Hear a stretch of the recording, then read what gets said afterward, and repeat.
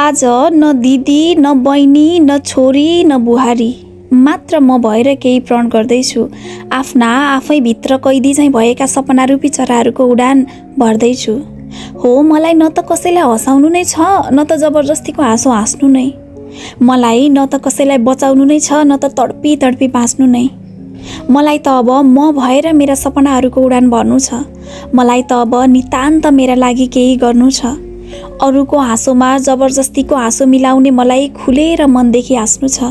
अरूका लागि आफ्नो मनलाई बारम्बार मार्ने मलाई आफ्ना लागि हरेक पल शान्तिले बाँच्नु छ।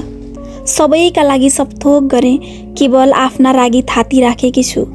नगाएका ती मनहरूलाई बिदाई गर्दै आज आफ्नै मनलाई साथी राखेकी छु। न मलाई कसैलाई बुझाउनु छ, न त कसैलाई बुझ्नु नै। थाहा छ, न त मलाई कसैले नजिक ठानेका छन्, न त कोही मेरो कमीमा मेरो उपस्थिति खोज्न जानेका छन्। सायद म भिरफुल रहेछु क्यारे, सबैलाई आनन्द दिने तर कसैको निकट नबन्ने।